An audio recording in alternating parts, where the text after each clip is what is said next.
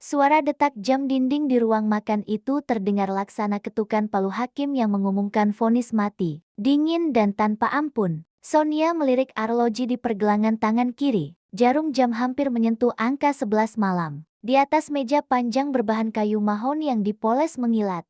Dua lilin aromaterapi telah meleleh hampir menyentuh tatakan prak, menyebarkan wangi lavender yang kini terasa menyesakkan dada. Semua hidangan yang dimasak sejak sore tadi telah mendingin. Lapisan lemak tipis mulai memutih di permukaan sup iga sapi, sementara steak daging wagyu yang seharusnya meleleh di mulut kini tampak keras dan kaku seperti batu kali. Malam ini adalah penanda 5 tahun perjalanan pernikahan mereka. 5 tahun yang seharusnya dirayakan dengan tawa, pelukan hangat, atau setidaknya kehadiran fisik yang nyata. Gaun satin berwarna merah marun yang melekat di tubuh Sonia terasa semakin menjepit napas. Wanita itu sengaja memesan gaun tersebut sebulan lalu, berharap kilau kainnya mampu menghidupkan kembali binar di mata sang suami yang telah lama padam. Namun, cermin di sudut ruangan justru memantulkan bayangan seorang perempuan yang tampak menyedihkan.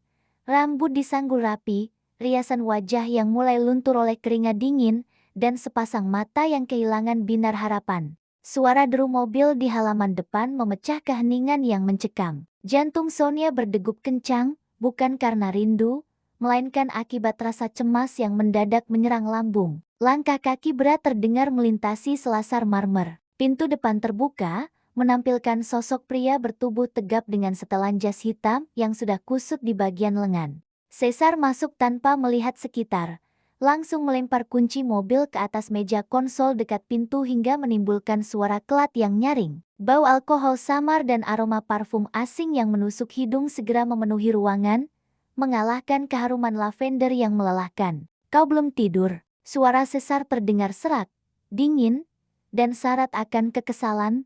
Pria itu bahkan tidak repot-repot menatap wajah istrinya. Tangan kekarnya sibuk melonggarkan simpul dasi dengan gerakan kasar. Sonia bangkit dari kursi, mencoba mengulas senyum terbaik meski bibirnya gemetar. Aku menunggumu. Hari ini ulang tahun pernikahan kita yang kelima, Caesar. Aku sudah memasak makanan kesukaanmu. Caesar mendengus, sebuah tawa sarkasme lolos dari celah bibirnya yang tipis. Pria bertubuh jangkung itu akhirnya menoleh, menatap meja makan yang penuh hidangan dengan pandangan meremehkan. Pernikahan? Tolong jangan bersikap kekanak-kanakan, Sonia. Aku lelah setengah mati mengurus proyek di kantor, dan kau mengharapkan aku duduk manis di sini hanya untuk merayakan angka tahunan yang tidak berguna. Kalimat itu meluncur laksana belati yang diasah tajam, menghunjam tepat di pusat dada Sonia. Rasa sakitnya begitu familiar, namun entah mengapa malam ini terasa jauh lebih menyayat. Aku hanya ingin kita memiliki waktu berdua, hanya beberapa menit, Caesar. Selama beberapa tahun ini, kau selalu sibuk. Kita bahkan jarang berbicara. Lalu apa yang ingin kau bicarakan? Mengeluh lagi? Menuntut perhatian lagi? Caesar melangkah mendekat, mengikis jarak di antara mereka hingga aura dominan yang intimidatif merubung tubuh Sonia. Tatapan mata pria itu begitu menusuk, tanpa ada sedikit pun kehangatan yang tersisa untuk wanita yang dulu pernah disebutnya sebagai pusat semesta. Dengar, Sonia, rumah mewah ini, pakaian bermerek yang kau kenakan, fasilitas tanpa batas yang kau nikmati setiap hari, semua itu ada karena aku bekerja keras. Tugasmu hanya diam di rumah dan memastikan tempat ini nyaman, bukan malah membuatku pening dengan drama romansa picisan ini. Air mata yang sejak tadi ditahan Sonia akhirnya lolos, membasahi pipi yang telah dipulas Prona. Aku tidak butuh semua kemewahan ini jika harus hidup dengan pria yang menganggapku tidak lebih dari sekadar pajangan rumah. Aku menemuimu setiap hari, tetapi jiwamu tidak pernah ada di sini. Kau selalu merendahkan usahaku, Caesar. Apa salahku hingga kau memperlakukanku seburuk ini? Kemarahan menjalar cepat di wajah tampan Caesar. Rahangnya mengeras, mengepalkan tangan di sisi tubuh. Kau mau tahu apa salahmu? Salahmu adalah kau terlalu menempel padaku. Kau membosankan, Sonia. Setiap kali melihat wajahmu, aku hanya melihat tuntutan dan rasa bersalah yang memuakan. Dengan gerakan kasar, Caesar mengibaskan tangan ke arah meja makan. Lengan jas pria itu menghantam gelas kristal berisi sirup mawar yang sengaja disiapkan Sonia. Brang! Suara pecahan kaca yang berbenturan dengan lantai marmer terdengar begitu memekakkan di dalam ruangan yang sunyi. Cairan merah pekat mengalir, mengotori lantai putih bersih, tampak menyerupai darah yang keluar dari luka yang menganga. Sonia terenyak, langkah kakinya otomatis mundur satu langkah. Pandangan mata perempuan itu terpaku pada serpihan kristal yang kini berserakan di bawah meja. Pada detik itulah, sesuatu di dalam dada Sonia ikut retak. Bukan lagi sekadar retakan kecil, melainkan sebuah hancuran total yang tidak akan pernah bisa direkatkan kembali oleh kata maaf sedalam apapun. Caesar tidak menunjukkan penyesalan sedikit pun. Pria itu hanya menatap cairan merah di lantai dengan helaan napas panjang yang penuh kejengkelan. Bersihkan itu, aku mau mandi dan tidur. Jangan ganggu aku lagi malam ini. Tanpa menunggu jawaban, langkah kaki Caesar bergerak meninggalkan ruang makan, menaiki anak tangga satu demi satu menuju kamar utama. Suara pintu yang ditutup dengan dentuman keras menjadi titik akhir dari perdebatan malam itu. Sonia perlahan berlutut di atas lantai yang dingin. Jemarinya yang bergetar menyentuh salah satu serpihan kaca yang tajam. Ujung kaca itu menggores kulit telunjuknya, memercikan setitik darah segar. Namun anehnya, Sonia tidak merasakan perih fisik sedikit pun. Rasa sakit di hatinya telah mematikan seluruh syaraf tubuh. Sonia memandangi pantulan dirinya pada genangan cairan merah di lantai. 5 tahun penuh kesabaran, 5 tahun menelan makian, 5 tahun mengemis cinta pada pria yang menganggapnya sampah. Malam ini, di bawah temaram lampu ruang makan yang mewah namun hampa, Sonia menyadari satu hal yang mutlak, cinta yang selama ini dipertahankannya dengan tetesan air mata telah mati bersama hancurnya gelas kristal itu. Esok hari, Fajar tidak akan lagi menemukan Sonia yang sama. Sinar matahari pagi menembus celah gorden sutra di ruang kerja Caesar, memantulkan partikel debu yang menari-nari di udara. Suasana rumah begitu hening, jenis keheningan yang berbeda dari biasanya bukan lagi keheningan yang menanti badai, melainkan ketenangan pasca kehancuran total. Caesar duduk di balik meja kerja berbahan kayu ek, mengenakan kemeja putih dengan lengan yang digulung hingga siku. Di hadapan pria itu, sebuah map biru tua tergeletak dengan posisi terbuka. Lembaran kertas di dalamnya memuat baris-baris kalimat hukum yang ringkas namun mematikan, surat gugatan cerai. Di bagian bawah dokumen, tanda tangan atas nama Sonia telah tergores rapi dengan tinta hitam yang tegas. Sonia berdiri di seberang meja, mengenakan celana jeans kasual dan kemeja putih sederhana. Tidak ada lagi gaun mewah, tidak ada lagi perhiasan mahal yang dibelikan Caesar untuk menutupi rasa bersalah. Wajah perempuan itu bersih dari riasan tebal, menyisakan kulit pucat namun memancarkan ketegasan yang belum pernah dilihat Caesar sebelumnya. Caesar menatap dokumen itu, lalu beralih memandang wajah Sonia. Sebuah tawa meremehkan kembali lolos dari bibir pria itu, meskipun kali ini terdengar sedikit dipaksakan untuk menutupi rasa terkejut yang sempat menyergap dada. Cerai, kau sedang mengancamku. Sonia, hanya karena kejadian semalam, kau membawa lelucon ini ke hadapanku? Ini bukan lelucon. Caesar, aku sudah menandatanganinya. Kau hanya perlu membubuhkan tanda tanganmu di sana, dan pengacaraku akan mengurus sisanya ke pengadilan, jawab Sonia. Suaranya terdengar luar biasa tenang, bebas dari getaran emosi atau isak tangis yang biasanya menyertai setiap pertengkaran mereka. Caesar menyandarkan punggung ke kursi kerja, melipat tangan di dada dengan angkuh. Pikirkan baik-baik sebelum membuat keputusan bodoh ini. Kau mau pergi dari rumah ini? Dengan apa kau akan hidup? Kau tidak memiliki pekerjaan, tidak punya penghasilan sendiri. Di luar sana, dunia sangat kejam bagi wanita yang hanya tahu cara menghabiskan uang suami. Kalimat bernada merendahkan itu tidak lagi mampu memicu amarah Sonia. Sudut bibir wanita itu justru terangkat, membentuk senyuman tipis yang syarat akan kebebasan. Kau benar, Caesar. Selama 5 tahun ini, aku memang hidup dalam sangkar emas yang kau bangun. Aku bodoh karena mengira kenyamanan materi bisa menggantikan harga diri yang kau injak-injak setiap hari. Tapi mulai hari ini, aku memilih untuk kelaparan di luar sana daripada harus mati perlahan di dalam rumah mewah yang beracun ini. Mendengar penuturan tersebut, ego Caesar terusik hebat. Pria itu bangkit dari kursi, mencondongkan tubuh ke depan meja hingga wajahnya berada dekat dengan Sonia. Jangan sombong.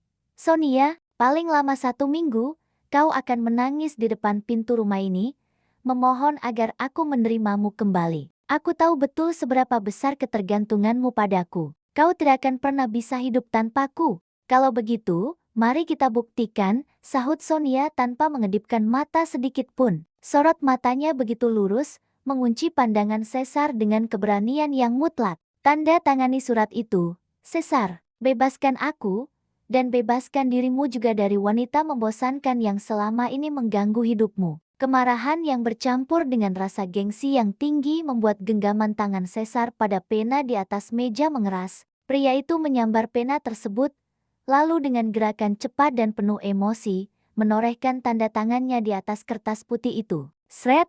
Suara goresan pena itu terdengar laksana rantai besi yang putus dari belenggunya. Caesar melempar pena itu kembali ke atas meja dengan kasar. Pergi! Angkat semua barangmu dari rumahku sekarang juga. Jangan pernah membawa satu pun barang yang kubeli dengan uangku. Aku hanya membawa apa yang menjadi hakku sejak sebelum memasuki rumah ini. Pakaian lamaku, dan harga diriku yang sempat tertinggal, ucap Sonia lirih namun syarat penekanan. Sonia membalikkan badan, melangkah keluar dari ruang kerja tanpa sekalipun menoleh ke belakang. Di lorong rumah, dua koper berukuran sedang sudah berdiri tegak dekat pintu utama. Koper-koper itu hanya berisi beberapa helai pakaian sederhana, buku catatan, dan paspor. Sonia sengaja meninggalkan semua gaun rancangan desainer ternama, tas-tas kulit mahal, dan seluruh perhiasan berkilau di dalam lemari kamar utama. Semua benda itu adalah simbol perbudakan emosional yang kini resmi ditinggalkannya. Saat melintasi ruang makan, Sonia sempat melirik ke lantai marmer yang kini telah bersih dari pecahan kaca semalam. Bekas noda merah pun sudah lenyap disapu pelayan rumah. Namun, memori tentang malam itu akan tetap abadi sebagai titik awal kebangkitannya. Dengan tangan yang stabil, Sonia meraih gagang pintu utama rumah mewah itu. Ditariknya pintu besar tersebut, membiarkan udara pagi yang segar dan hangat menyapu wajah untuk pertama kalinya setelah sekian lama. Di luar pagar rumah, sebuah taksi online sudah menunggu di tepi jalan.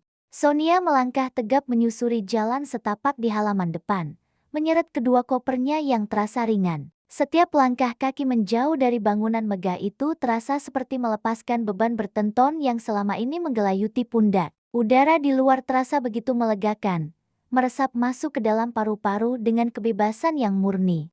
Ketika taksi mulai bergerak meninggalkan kawasan perumahan elit tersebut, Sonia menatap keluar jendela. Garis-garis rumah mewah yang melintas perlahan mulai mengabur, digantikan oleh pemandangan kota yang sibuk. Di dalam tas selimpangnya, selembar tiket pesawat satu arah menuju Paris telah tersimpan aman. Kota cahaya itu kini bukan lagi sekadar impian atau pelarian yang jauh, melainkan sebuah kanvas putih bersih yang siap dilukis dengan warna-warna baru. Warna kebahagiaan yang akan ditemukannya sendiri tanpa bayang-bayang masa lalu yang kelam. Rantai itu telah lepas, dan Sonia kini siap terbang bebas. Langit Paris di awal musim semi memancarkan warna biru pucat yang menawan. Angin dingin sisa musim dingin masih berembus pelan, menerbangkan kelopak-kelopak bunga sakura liar yang mulai bermekaran di sepanjang trotoar. Di sebuah sudut jalan berbatu di kawasan Montmartre, Sonia berdiri tegak, merapatkan mantel wol berwarna krem yang membungkus tubuh penatnya. Bagi Sonia, melangkah keluar dari Bandara Charles de Gaulle 2 minggu lalu terasa seperti terbangun dari sebuah mimpi buruk yang panjang. Di kota ini, tidak ada lagi teriakan ketus yang menggema di langit-langit rumah mewah.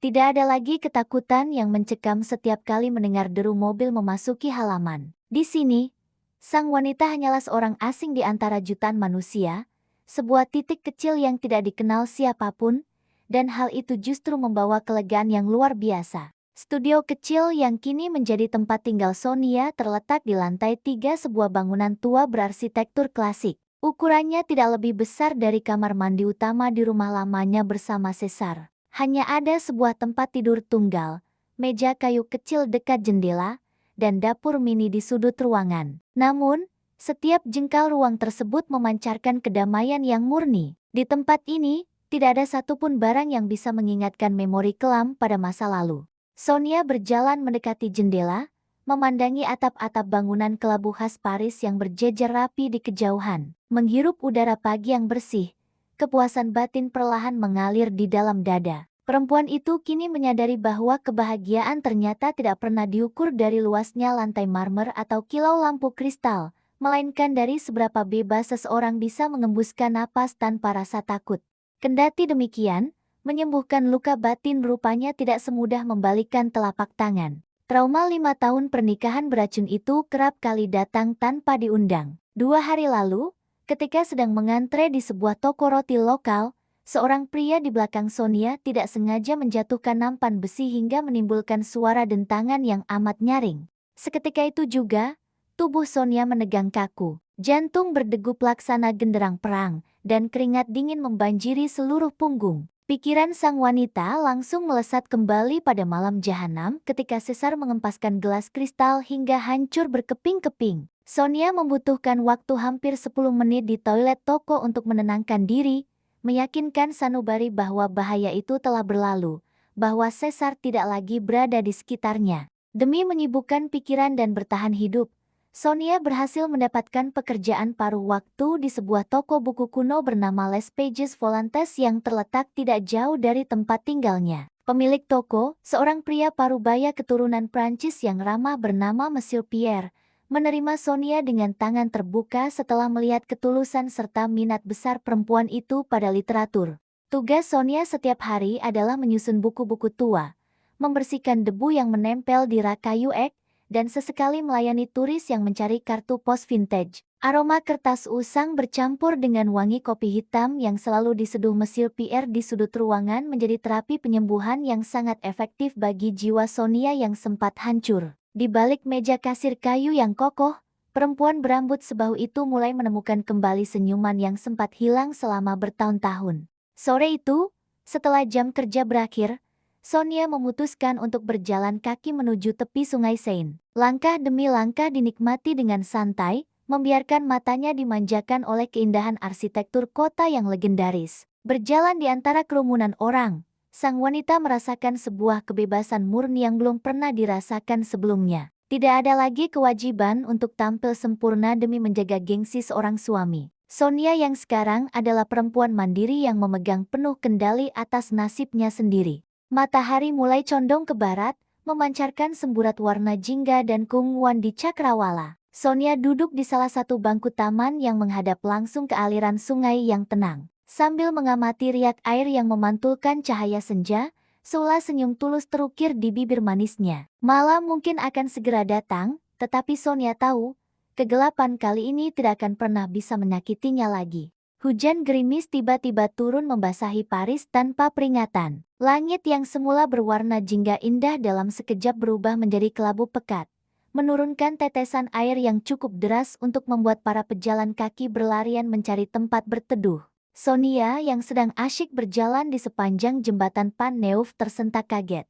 Perempuan itu buru-buru mendekap tas kanvasnya erat-erat ke dada, mencoba melindungi sebuah buku catatan penting dan beberapa sketsa mentah di dalamnya agar tidak basah. Sial bagi Sonia, payung lipat yang biasa tersimpan di dalam tas ternyata tertinggal di atas meja toko buku. Dengan langkah tergesa-gesa, kaki-kaki rampingnya melangkah menuju deretan bangunan di tepi jalan, berharap menemukan kanopi toko yang cukup lebar untuk berlindung. Namun, angin kencang berembus ketat, membuat arah jatuhnya air hujan menjadi miring dan langsung mengenai pakaian Sonia. Mantel wall cream yang dikenakan mulai terasa berat karena menyerap air, menimbulkan rasa dingin yang menusuk hingga ke tulang. Di tengah kepanikan kecil tersebut, jemari tangan Sonia yang basah entah bagaimana kehilangan cengkeraman pada tas kanvasnya. Tas itu miring, dan buku catatan harian miliknya terjatuh tepat di atas genangan air di trotoar. Oh, tidak! Keluh Sonia spontan dengan menggunakan bahasa ibunya karena terlalu terkejut.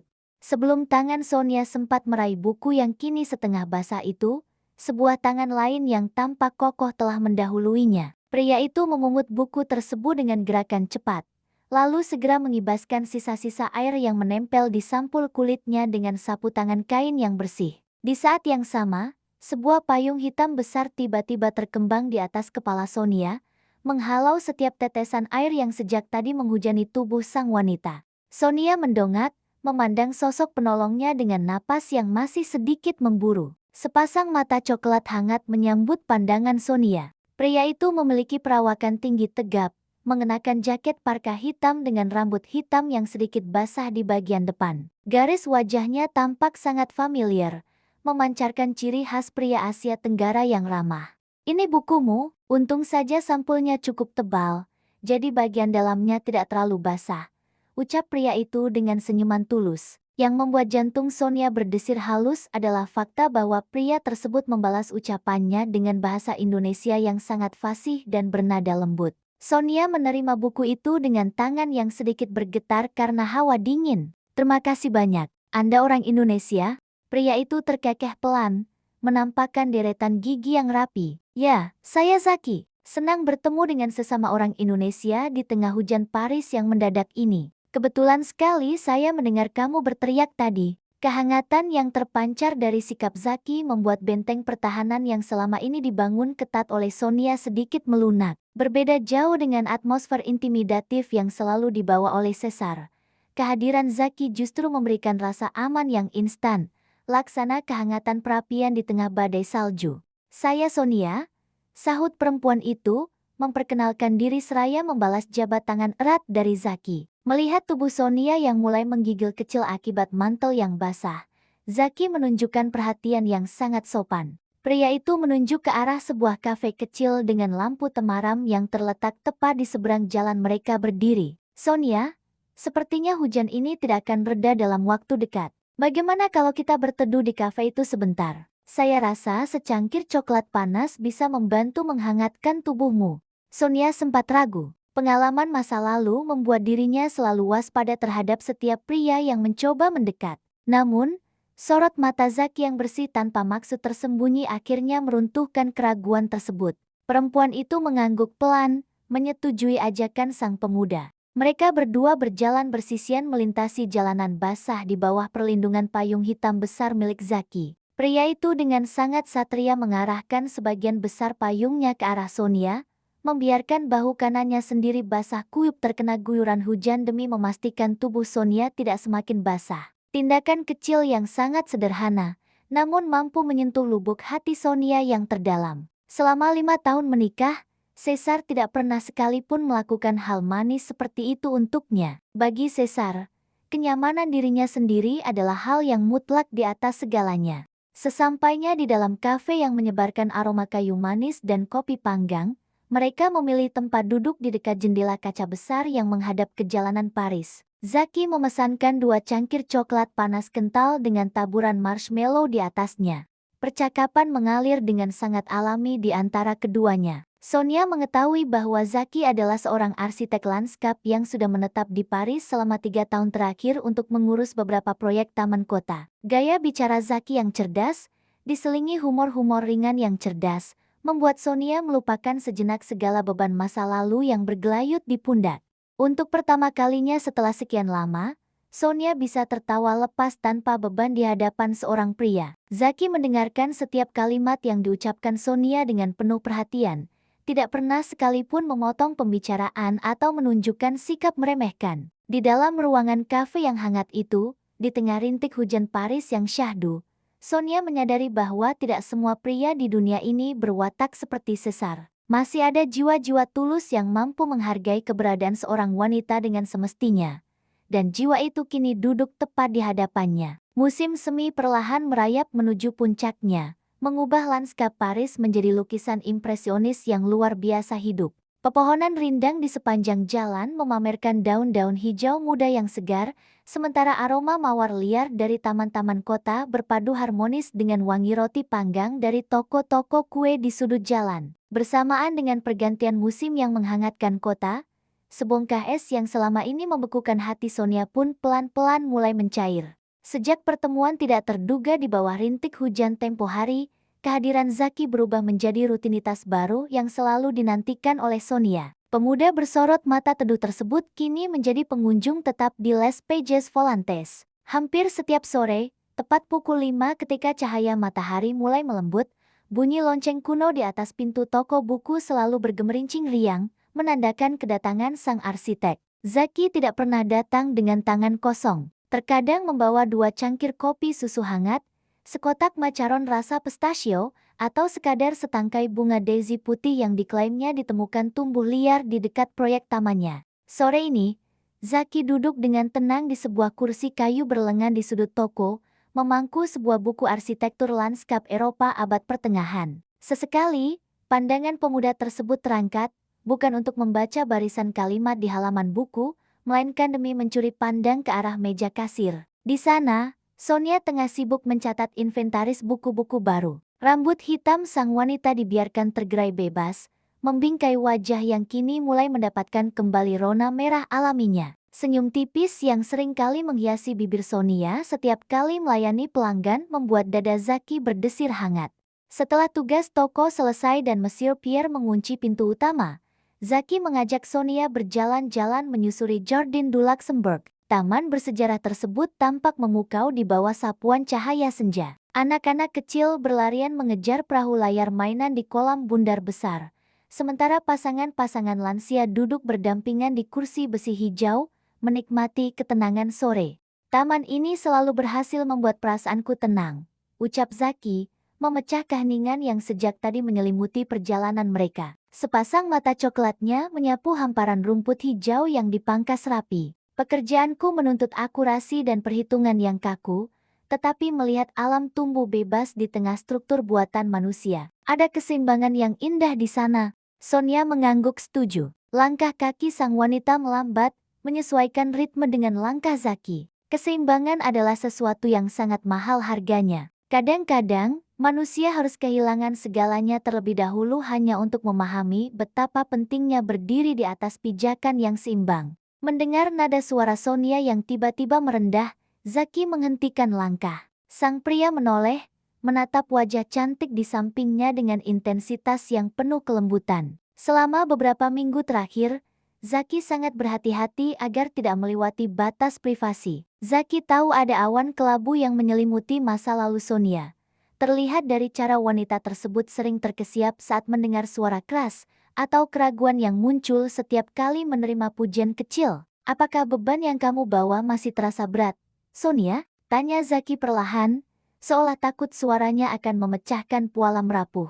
Angin sepoi-sepoi bertiup pelan, menerbangkan beberapa helai daun kering ke ujung sepatu Sonia. Wanita itu menarik napas panjang, membiarkan udara segar memenuhi paru-paru. Untuk pertama kalinya, Sonia merasa siap membagi beban yang selama ini ditanggung sendirian. Di bawah naungan pohon kastanya raksasa, Sonia mulai bercerita. Tidak ada air mata yang jatuh, namun setiap kata yang meluncur dari bibirnya terasa mengiris udara. Sonia menceritakan tentang sangkar emas yang membelenggunya selama 5 tahun. Tentang seorang suami yang menganggap pernikahan sebagai transaksi bisnis, di mana kesetiaan dan pengabdian dibalas dengan hinaan dan pengabaian. Tentang malam ketika gelas kristal hancur berkeping-keping di atas lantai marmer, menandai matinya sebuah ilusi bernama cinta sejati. Zaki mendengarkan semuanya tanpa menyela sedikit pun. Tidak ada sorot menghakimi di mata sang pemuda, tidak ada pula ucapan kasihan yang merendahkan. Saat Sonia menyelesaikan kalimat terakhirnya, Zaki perlahan mengangkat tangan kanan, lalu menyentuh pundak Sonia dengan sentuhan yang sangat ringan namun menenangkan. Banyak orang mengira bahwa luka batin membuat seseorang menjadi cacat, ujar Zaki dengan suara bariton yang mantap. Tetapi menurutku, orang-orang yang berhasil keluar dari neraka dan berani merangkai kembali hidupnya dari nol adalah manusia paling kuat di dunia. Kamu tidak hancur, Sonia. Kamu hanya sedang mekar kembali di tanah yang jauh lebih subur. Kalimat sederhana tersebut menghantam dada Sonia dengan kekuatan yang luar biasa. Selama ini, rasa tidak berharga selalu menghantuinya akibat doktrin beracun dari sang mantan suami. Namun, melihat pantulan dirinya di mata Zaki, Sonia hanya menemukan penghargaan, rasa hormat, dan kekaguman yang tulus. Sore itu, di tengah kemegahan taman bergaya Renaissance, dua jiwa yang sebelumnya saling tidak mengenal mulai menautkan jalinan yang kokoh. Zaki telah membuktikan diri sebagai tempat berlabuh yang aman. Di sisi sang arsitek, Sonia menyadari bahwa cinta tidak seharusnya terasa menyakitkan, melainkan harus menyembuhkan dan menyemai harapan baru. Jauh di belahan bumi yang lain, di bawah langit malam Jakarta yang pekat oleh polusi dan rintik hujan, sebuah rumah mewah berdiri megah bak istana tanpa raja. Lampu gantung kristal di ruang tamu menyala terang benderang, namun cahaya tersebut gagal mengusir aura dingin yang mencekam di setiap sudut ruangan. Caesar melonggarkan simpul dasi sutra merahnya dengan gerakan kasar yang penuh rasa frustrasi. Pengusaha muda tersebut baru saja tiba dari kantor setelah melewati rapat pemegang saham yang berjalan kacau balau. Perusahaan properti miliknya sedang menghadapi masalah besar. Beberapa tender penting terlepas dari genggaman akibat hilangnya fokus serta emosi Caesar yang belakangan ini sangat tidak stabil. Langkah berat membawa tubuh jangkung tersebut menuju dapur bersih. Caesar membuka pintu kulkas dua pintu berukuran raksasa, berharap menemukan sebotol air dingin atau mungkin sisa makanan yang bisa dipanaskan. Namun, pemandangan yang menyambut pandangannya hanyalah deretan rak kosong yang menyedihkan, beberapa botol bir impor, dan sebuah kotak susu yang sudah kedaluarsa sejak 3 hari lalu. Priangku itu membanting pintu kulkas hingga menimbulkan dentuman keras yang menggema ke seluruh penjuru rumah. Rutukan kasar meluncur bebas dari bibir tipisnya. 2 bulan telah berlalu sejak hari di mana Sonia menyeret koper keluar dari rumah ini. Awalnya, Caesar menyambut kepergian sang mantan istri dengan perayaan kecil bersama rekan-rekan bisnis di klub malam eksklusif. Merasa bebas dari omelan, terlepas dari kewajiban moral, dan terbebas dari kehadiran wanita yang dianggapnya sangat membosankan. Namun, euforia kebebasan palsu tersebut hanya bertahan kurang dari 2 minggu.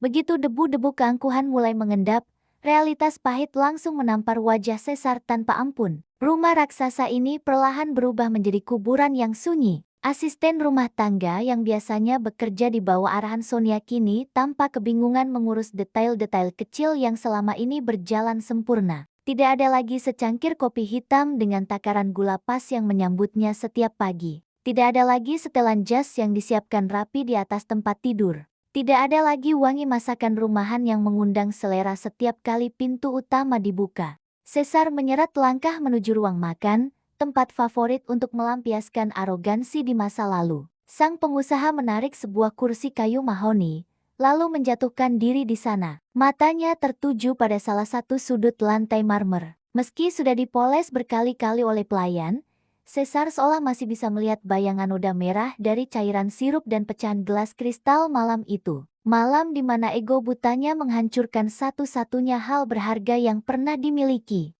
Kehampaan mulai merambat naik dari perut, mencekik leher, hingga menekan rongga dada. Untuk pertama kalinya dalam hidup, seorang Caesar yang selalu merasa superior merasa begitu kerdil dan sendirian. Mengapa segala sesuatunya terasa salah? Mengapa kesuksesan bisnis dan uang miliaran di rekening bank tidak mampu menutupi lubang menganga di dalam dadanya? Ingatan Caesar melayang pada senyuman tulus Sonia bertahun-tahun lalu. Tepat ketika mereka baru saja mengikat janji suci, wanita itu pernah menatapnya dengan penuh pemujaan, rela meninggalkan mimpinya sendiri demi mendukung karir sang suami dari bawah. Namun, apa yang telah diberikan Caesar sebagai balasan? Hanya luka, cacian, dan pengkhianatan emosional yang tiada henti. Didorong oleh rasa gelisah yang semakin tidak tertahankan, Caesar merogoh saku celana panjangnya, mengeluarkan ponsel pintar kelas atas. Jarinya bergerak cepat mencari sebuah nomor kontak rahasia milik seorang penyelidik swasta kepercayaannya yang biasa mengurus urusan kotor perusahaan. "Halo, Pak Caesar, ada yang bisa dibantu malam ini?" Suara serak dari seberang sambungan telepon terdengar sigap.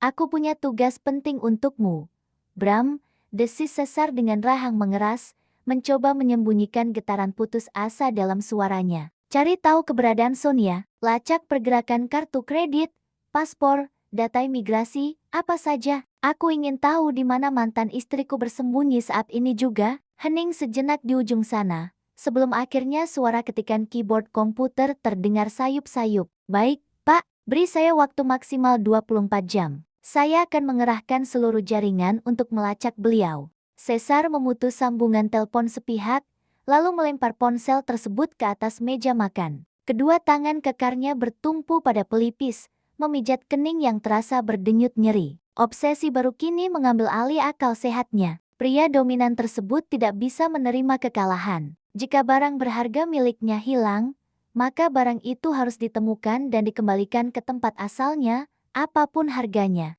2 hari kemudian, sebuah amplop coklat tebal tergeletak di atas meja kerja Caesar di kantor. Di dalam amplop tersebut terdapat laporan lengkap beserta beberapa lembar foto yang dicetak sembunyi-sembunyi. Foto-foto itu menampilkan sosok wanita berambut sebahu yang sangat dikenalnya, tengah tertawa lepas di sebuah jalanan berbatu sambil memegang secangkir kopi. Di samping wanita tersebut, berjalan seorang pria Asia yang memayungi keduanya dari rintik hujan. Latar belakang foto tersebut sangat ikonik.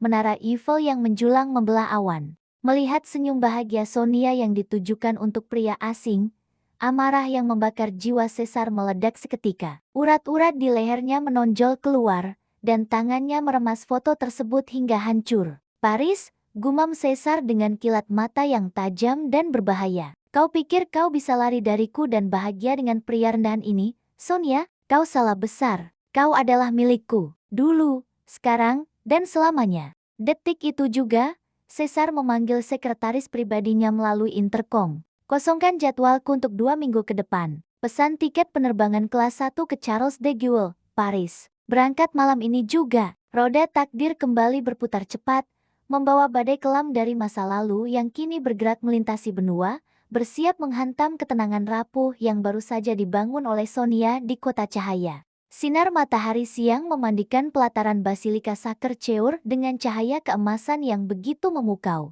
Angin musim semi berembus sangat lembut, menerbangkan beberapa helai rambut hitam Sonia yang dibiarkan tergerai bebas tak terikat. Hari ini, wanita tersebut merasa benar-benar hidup. Tawarnya berulang kali lolos dari celah bibir berpoles pelembab sewarna persik setiap kali Zaki melontarkan lelucon ringan tentang betapa rumitnya tata bahasa Prancis. Sonia melangkah berdampingan dengan sang arsitek, menyusuri jalanan menurun yang tersusun dari blok-blok batu tua. Kaki ramping Sonia dibalut sepasang sepatu bot kulit bergaya vintage berwarna coklat pudar, sebuah harta karun berharga yang ditemukannya saat membongkar tumpukan barang di sebuah toko loak lokal kawasan pinggiran 2 minggu lalu. Sepatu sederhana tersebut memberikan pijakan yang amat teguh sekaligus membumi.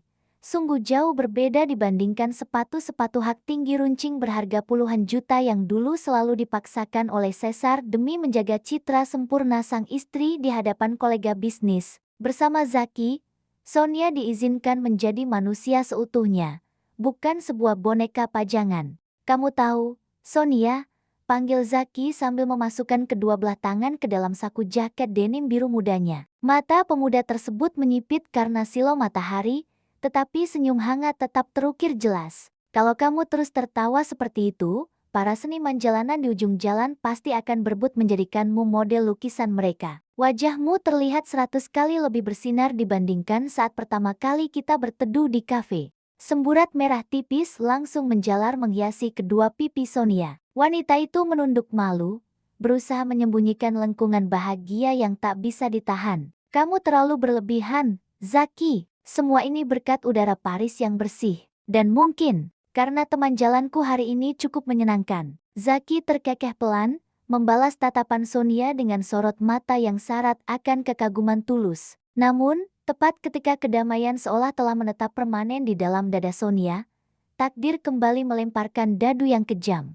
Sebuah mobil sedan hitam mewah keluaran terbaru tiba-tiba memblok tajam dan berhenti mendadak tepat di tepi trotoar, hanya berjarak beberapa meter dari tempat Sonia dan Zaki berdiri. Suara decit ban yang bergesekan dengan aspal jalanan terdengar sangat nyaring, membelah hiruk-pikuk turis di sekeliling mereka. Pintu belakang mobil tersebut terbuka lebar. Sepatu pantofel kulit hitam mengilap menjejak tanah lebih dulu, disusul oleh kemunculan sesosok tubuh jangkung berbalut setelan jas khusus buatan penjahit ternama. Pria tersebut melepaskan kacamata hitam perlahan, menampilkan sepasang mata elang yang menyorot tajam, dingin, sekaligus syarat akan obsesi mematikan. Jantung Sonia seakan berhenti berdetak detik itu juga. Udara musim semi yang semula terasa segar mendadak berubah menjadi racun yang mencekik tenggorokan. Seluruh darah di dalam tubuh wanita itu terasa menguap ke udara, meninggalkan rasa kebas yang menjalar dari ujung jari kaki hingga ke puncak kepala. Sonia, satu panggilan bernada bariton berat itu mengudara. Suara yang selama 5 tahun berturut-turut selalu menjadi sumber ketakutan terdalam Sonia. Caesar berdiri di sana. Mantan suaminya tersebut menatap lurus ke arah Sonia, sepenuhnya mengabaikan puluhan orang yang lalu lalang. Rahang pria dominan tersebut mengeras saat melihat betapa dekatnya jarak antara Sonia dan Zaki. Dengan langkah lebar yang memancarkan arogansi absolut, Caesar berjalan mendekat, menyebarkan aura intimidasi yang langsung membuat suhu udara di sekitarnya anjlok drastis. Caesar, bisik Sonia dengan bibir bergetar hebat. Langkah kaki perempuan itu secara otomatis mundur 2 tindak ke belakang. Sebuah refleks perlindungan diri akibat trauma masa lalu yang belum sepenuhnya sembuh.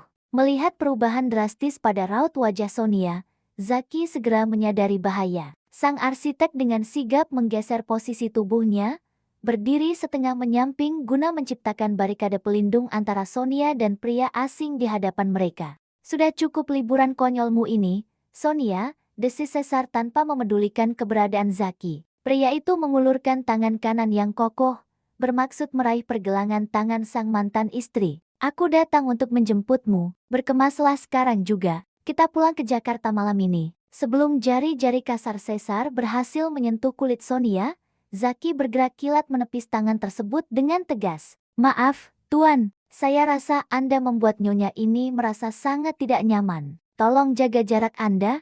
Mata Caesar membelalak, kilat amarah langsung berkobar hebat di dalam pupil gelapnya. Sang miliarder menatap Zaki dari atas ke bawah dengan pandangan merendahkan yang sangat menusuk. Siapa kau berani ikut campur urusan rumah tanggaku? Singkirkan tangan kotormu dari istriku, brengsek. Mantan istri, jerit Sonia tiba-tiba, suara wanita tersebut pecah.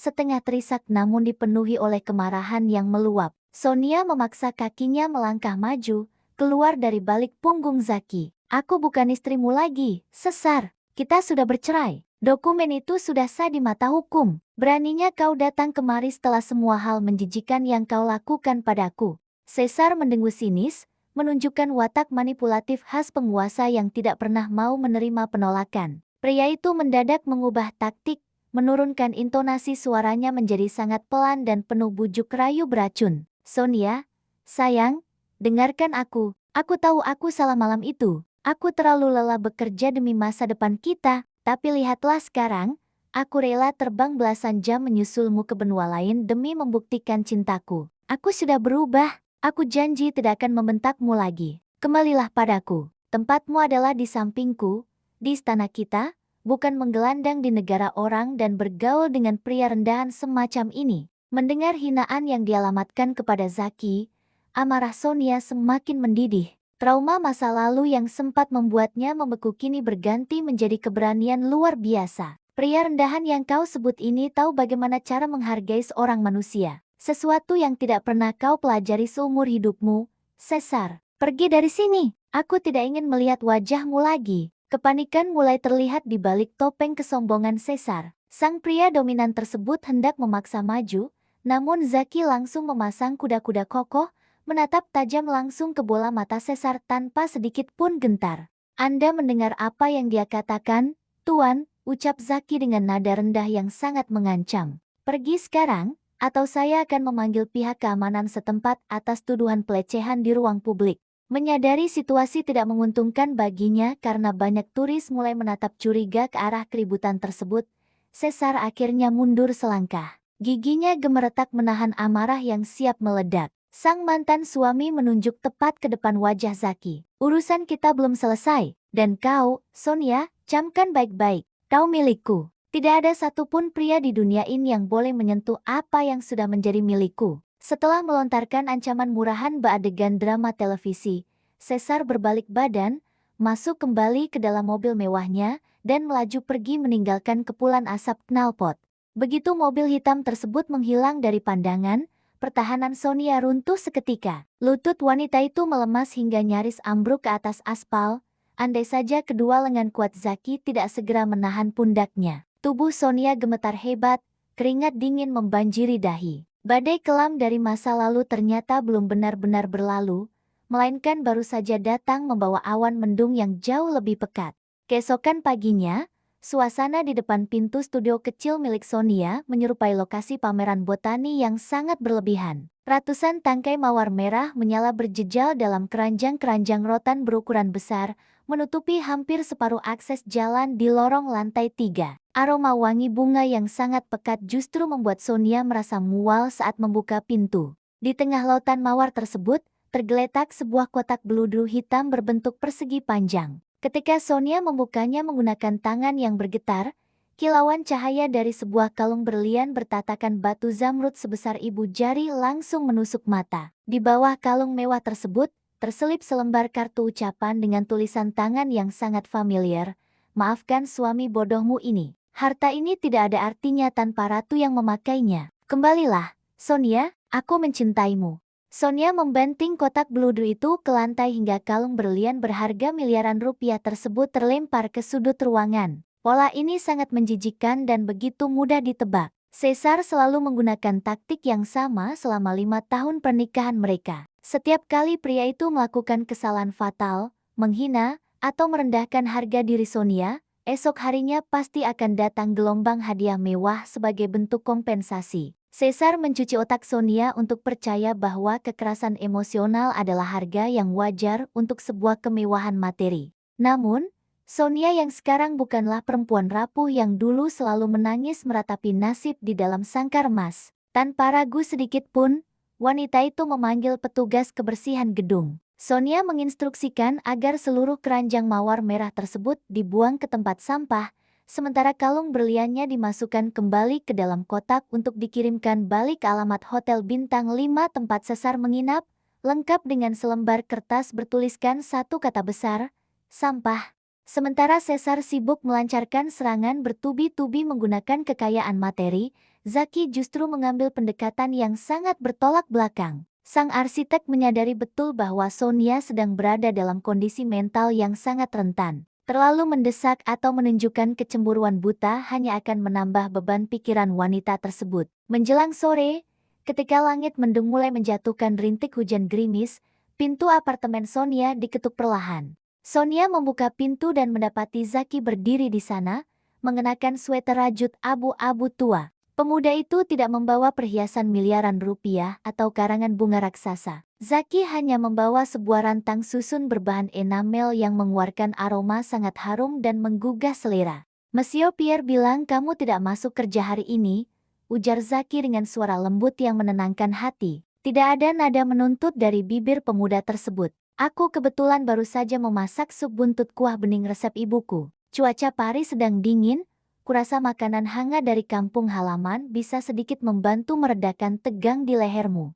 Air mata yang sejak pagi ditahan sekuat tenaga oleh Sonia akhirnya luruh juga. Pertahanan wanita itu jebol bukan karena paksaan, melainkan karena kelembutan absolut yang disodorkan tepat di hadapannya. Sonia mempersilahkan Zaki masuk. Keduanya duduk saling berhadapan di atas karpet tipis ruang tengah, menikmati setiap suapan sup buntut yang rasanya luar biasa gurih dan kaya rempah. Zaki, panggil Sonia di sela-sela denting sendok. Mata wanita yang masih sembab itu menatap lurus ke arah pria di seberangnya. Pria kemarin, Caesar. Dia akan melakukan segala cara untuk menghancurkan hidupku. Mantan suamiku itu memiliki kuasa, uang, dan sifat manipulatif yang sangat berbahaya. Berada di dekatku saat ini hanya akan membawa masalah besar untuk hidupmu. Zaki meletakkan mangkuk supnya perlahan. Sepasang mata coklat teduh milik sang pemuda menatap Sonia lekat-lekat, menyalurkan keyakinan yang tidak bisa digoyahkan oleh badai apapun. Sonia,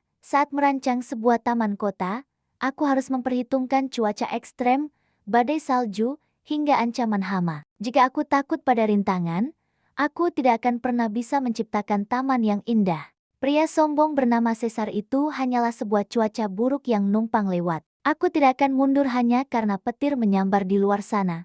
Kalimat metafora sederhana tersebut sukses menghancurkan sisa-sisa ketakutan di dalam dada Sonia. Perbandingan antara Caesar dan Zaki kini terpampang nyata di depan mata, seterang hitam dan putih.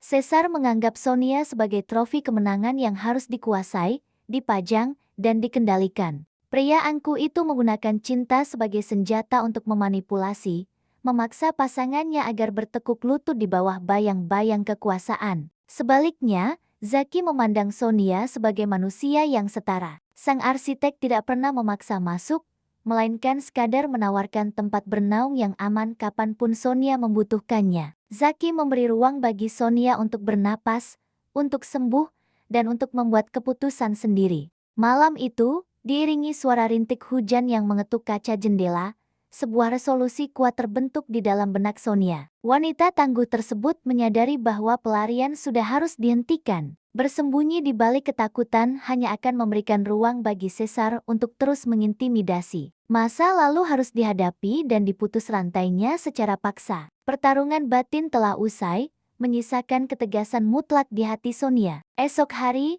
wanita itu akan menemui sang mantan suami, bukan untuk menyerah, melainkan untuk menabuh genderang perang pembuktian bahwa sangkar Mas Caesar telah hancur selamanya. Ruang lounge eksklusif di lantai teratas Hotel Emeris memancarkan kemewahan klasik ala aristokrat Prancis. Lampu kristal raksasa menggantung anggun di tengah ruangan, memantulkan cahaya keemasan ke atas lantai pualam yang mengilat. Di salah satu sudut privat yang dibatasi tirai beludru tebal, Caesar duduk bersandar dengan kaki menyilang arogan. Sang miliarder mengenakan setelan jas abu-abu arang pesanan khusus, memutar-mutar gelas berisi whisky single malt di tangan kanannya. Senyum penuh kemenangan tersungging di bibir tipis pria tersebut. Bagi Caesar, kesediaan Sonia untuk bertemu sore ini adalah sebuah tanda takluk. Penolakan kemarin dan pengembalian kalung berlian hanyalah bentuk jual mahal sesaat sebuah drama kecil yang biasa dimainkan perempuan untuk menaikkan harga diri. Dalam benak sang pengusaha yang terbiasa membeli segala sesuatu dengan uang, Sonia pasti sudah menyadari betapa kerasnya hidup di Paris tanpa sokongan dana tak terbatas, dan kini merangkak kembali untuk meminta perlindungan. Tirai beludru terbuka perlahan. Sonia melangkah masuk, memecah ekspektasi Caesar seketika. Tidak ada gaun malam mewah atau riasan tebal yang menutupi wajahnya. Sonia hanya mengenakan mantel parit berwarna krem sederhana, dipadukan dengan celana panjang hitam dan sweater leher kura. Namun, ada sesuatu yang berubah secara fundamental. Bahu wanita tersebut tegak lurus, dagunya terangkat bangga, dan sepasang matanya menyorotkan ketenangan luar biasa, jenis ketenangan permukaan danau yang tidak bisa lagi diaduk oleh kerikil kecil. Duduklah, sayang. Aku sudah memesankan caviar dan sampahnya terbaik di tempat ini. Sapa Caesar seraya menunjuk kursi kosong di seberang meja. Suara bariton tersebut sengaja dilembutkan, mengalun penuh percaya diri. Sonia tidak mengindahkan tawaran tersebut. Perempuan tangguh itu tetap berdiri tegak, meletakkan sebuah amplop coklat tipis di atas meja kaca. Aku tidak datang kemari untuk makan malam, Caesar. Waktuku sangat berharga, jadi aku akan menyampaikannya secara singkat. Alis Caesar berkerut dalam. Gelas whisky diletakkan agak kasar ke atas meja. Apa ini? Tuntutan harta gono gini? Sebutkan saja angkanya, Sonia. Berapa miliar yang kau butuhkan agar kau berhenti bermain-main dengan arsitek miskin itu dan ngoceh soal perceraian? Aku bisa melipat gandakan nominalnya detik ini juga. Mendengar kalimat manipulatif yang syarat akan kesombongan tersebut, Sonia justru menghela napas panjang. Anehnya, dada wanita itu tidak lagi bergemuruh oleh amarah atau rasa sakit. Selama 5 tahun penuh, Sonia selalu memandang Caesar sebagai sosok raksasa menakutkan yang memegang kendali atas hidup dan matinya. Namun sore ini, di bawah cahaya temaram lounge mewah tersebut, ilusi ketakutan itu akhirnya pudar seutuhnya. Di mata Sonia, pria berkuasa di hadapannya kini tidak lebih dari sekadar manusia kerdil yang kesepian, jiwa kosong yang berusaha menutupi rasa tidak amannya dengan tumpukan harta benda. Ketakutan yang selama ini membelenggu Sonia menguap, berganti menjadi sebuah rasa kasihan yang mendalam. Amplop itu berisi salinan putusan pengadilan agama dari Jakarta, ucap Sonia dengan nada datar namun sangat tegas. Proses perceraian kita sudah inkrah, Caesar. Semua dokumen sudah sah secara hukum sejak minggu lalu. Pengacaraku sengaja tidak menuntut 1 sen pun dari hartamu, karena aku memang tidak menginginkan uang kotor yang kau gunakan untuk merendahkan harga diriku selama bertahun-tahun. Wajah Caesar memerah padam seketika. Topeng kelembutan palsu yang sejak tadi dikenakan sang pria langsung hancur lebur, memperlihatkan raut wajah asli yang bengis dan arogan. Sang miliarder menggebrak meja hingga botol sampahnya berguncang hebat. Kau pikir selembar kertas sampah ini bisa menghentikanku? Bentak Caesar dengan urat leher menonjol. Pria dominan tersebut bangkit berdiri, mencondongkan tubuh ke depan bermaksud mengintimidasi Sonia. Kau tidak akan pernah bisa hidup tanpaku. Arsitek rendahan itu tidak akan mampu memberikan fasilitas yang biasa kau nikmati. Kau akan berakhir menjadi gembel di jalanan Paris, Sonia. Ingat itu. Alih-alih mundur ketakutan seperti biasanya, Sonia justru mencondongkan wajahnya, menatap tajam langsung ke dasar manik mata sang mantan suami. Dengar baik-baik, Caesar. Kematian terburuk bagiku bukanlah kelaparan di jalanan, melainkan mati rasa karena harus menghabiskan sisa umur bersama monster manipulatif sepertimu, desis Sonia tajam. Setiap kata diucapkan bagai belati es yang menusuk ego Caesar tepat di titik paling krusial. Kau tidak pernah mencintaiku. Kau hanya mencintai sensasi memiliki seseorang yang bisa kau siksa dan kau atur sesuka hati. Mulai detik ini, kau sudah kehilangan kekuasaan itu selamanya. Jangan pernah mencariku lagi, atau aku sendiri yang akan menghancurkan reputasi bisnismu di media massa atas semua kekerasan mental yang kau lakukan padaku. Caesar terpaku. Mulut pria tersebut sedikit terbuka, tidak mampu merangkai satu pun kalimat balasan. Aura dominasi yang selalu menjadi andalannya runtuh tak bersisa. Dihancurkan oleh ketegasan absolut dari wanita yang dulu selalu dianggapnya lemah tak berdaya. Sonia membalikkan badan, melangkah pasti meninggalkan ruang lounge yang mendadak terasa pengap tersebut. Setiap langkah yang diambil menuju pintu keluar terasa seperti melepaskan rantai besi raksasa yang selama bertahun-tahun melilit pergelangan kakinya. Beban berat di bahunya sirna. Sang wanita akhirnya menang. Kemerdekaan absolut kini telah diraih. Sonia melangkah keluar dari lobi hotel yang megah, disambut oleh embusan angin sore yang sejuk. Langit di atas kota Paris sedang mempertontonkan mahakarya terbaiknya. Goresan warna jingga menyala berpadu harmonis dengan sapuan ungu keemasan, menciptakan gradasi cakrawala yang begitu menakjubkan. Senja telah tiba, menurunkan tirai pergantian hari dengan sangat syahdu. Tanpa diduga, derap langkah tergesa-gesa terdengar dari arah pintu putar hotel di belakang Sonia. Caesar berlari menyusul. Napas pria tersebut memburu, memancarkan keputusasaan yang tidak pernah terlihat sebelumnya sepanjang hidup sang pengusaha arogan. Jas mahal milik Caesar tampak sedikit kusut, dan tatanan rambut klimisnya sedikit berantakan akibat diterpa angin. "Sonia, tunggu!" panggil Caesar dengan suara parau. Langkah pria itu melambat saat jarak mereka hanya tersisa 2 meter di trotoar yang mulai sepi. Sonia menghentikan langkah, berbalik dengan tenang. Tidak ada lagi permusuhan di wajah sang perempuan. Hanya ada kedamaian pasrah.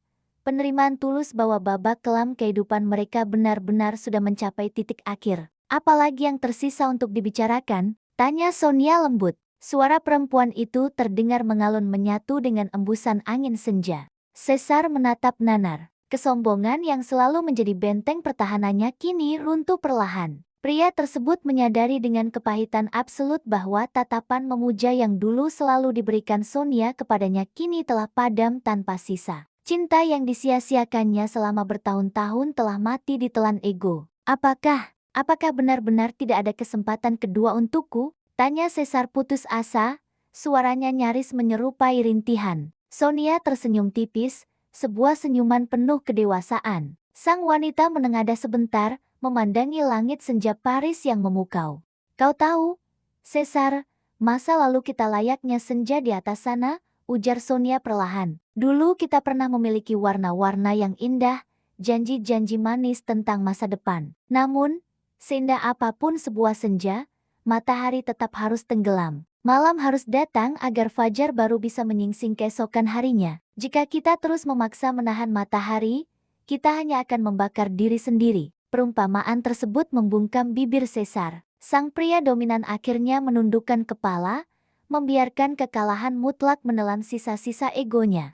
"Ini adalah senja terakhir kita, Caesar," lanjut Sonia dengan keteguhan hati yang luar biasa. "Aku memaafkan semua kesalahanmu, bukan supaya kau merasa lega, tetapi agar aku bisa melepaskan rantai dendam ini dari leherku. Pulanglah ke Jakarta, perbaiki dirimu, belajarlah menghargai orang lain sebelum kau mencoba mencintai wanita lain. Selamat tinggal."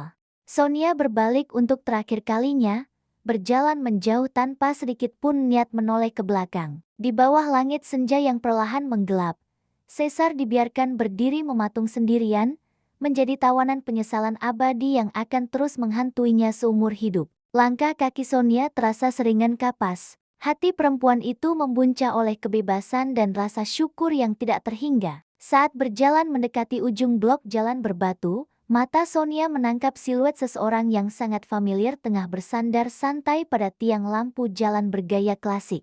Zaki berdiri di sana, mengenakan mantel wol hangat, menanti dengan senyum teduh yang mampu melumerkan bongkahan es di kutub utara sekalipun. Pemuda itu tidak pernah bertanya kemana Sonia pergi, tidak pernah mengawasi dengan curiga. Sang arsitek hanya memberikan kepercayaan penuh, dan selalu memastikan dirinya ada di sana kapanpun Sonia membutuhkannya. Melihat kehadiran Zaki, pertahanan emosional Sonia yang terakhir akhirnya luruh berganti menjadi ledakan kebahagiaan. Tanpa memedulikan tatapan beberapa pejalan kaki, Sonia mempercepat langkah, berlari kecil menyusuri trotoar, dan langsung menghambur ke dalam pelukan Zaki. Kedua lengan kokoh sang pemuda menyambut tubuh Sonia dengan sangat sigap.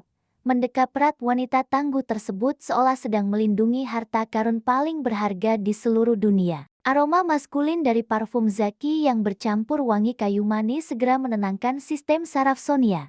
Semuanya sudah selesai, bisik Sonia di dada bidang Zaki. Suara perempuan itu bergetar oleh tangis kelegaan. Badainya sudah berlalu. Zaki tersenyum lebar, mengelus puncak kepala Sonia dengan kelembutan luar biasa. Aku tahu kamu pasti bisa melewatinya. Kamu jauh lebih kuat dari yang kamu bayangkan. Sonia, keduanya mengurai pelukan perlahan. Zaki menangkup kedua belah pipi Sonia, menyeka sisa air mata di sudut mata wanita tersebut menggunakan ibu jari. Lampu-lampu jalanan kota Paris mulai menyala serentak, menggantikan cahaya matahari yang kini telah sepenuhnya tenggelam di ufuk barat.